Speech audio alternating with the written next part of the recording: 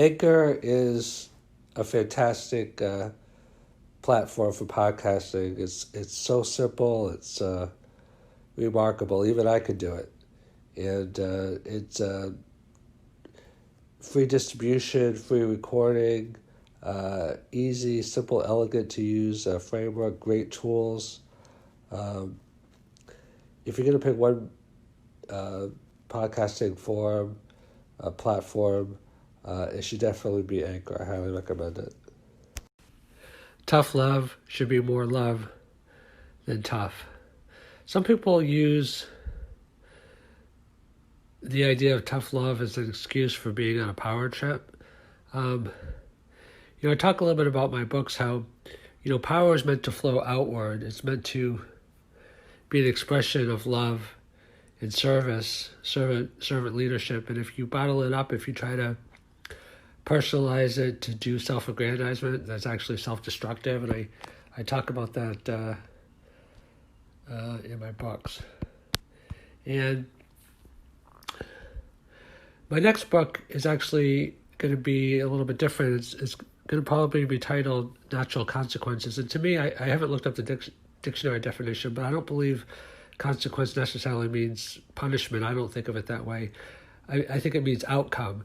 Like for every reaction, there's an equal and opposite reaction, and karma, whatever you want to think about it. It's not so much the idea of punishment; it's the idea of rewards and outcomes.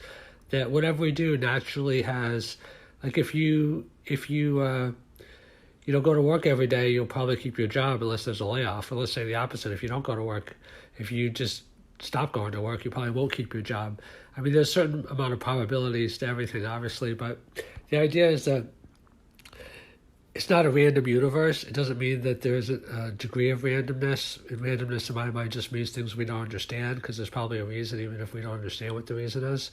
But perhaps, it's possible the universe is just chaotic, but I think that there generally is, some kind of reason on things that, we, at least the human mind, can put on it.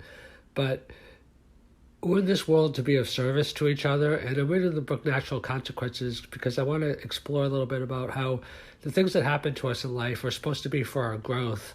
And a lot of times we think it's punishment, and we think it's, we're all here to learn from each other. I had a recent podcast on commingling and how, we're talking to each other on a soul level and a mind level and a heart level, even when we're not present on each other. And I give some examples of that, if you want to learn more about it. So, if you think that you're just going to get through this life by being a bully, there's always a bigger bully out there.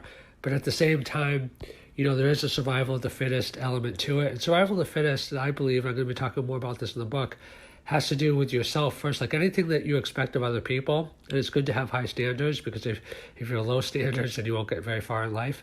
But the highest standards have to be with yourself. Like anything that you expect from another individual, you should expect 5 or 10 times more out of yourself. And if you expect 5 or 10 times more out of yourself than you would out of another person, then you pretty much have a right to expect out of the other person. It doesn't mean the other person has free will. They don't have to live up to your expectations. We're not in the world to live up to each other's expectations, but we are if we want to have a relationship with that person or be close with that person to a certain degree, although obviously free will is paramount.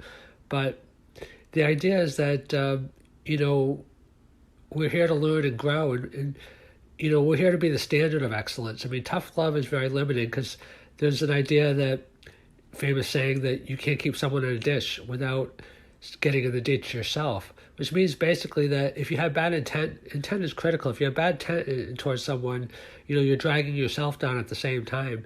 If you're using accountability and even a little bit of tough love because you really believe in the other person and you know that there's areas that they can or should improve, maybe you're the boss or maybe you're in some kind of authoritative role or facilitative role or whatever it might be, then, the emphasis can be a little bit on tough love sometimes, because we all have to be accountable to each other. But as I indicated in the title, it should be more of an emphasis on love. And, we do have to be accountable sometimes, but a little bit less of the emphasis on tough.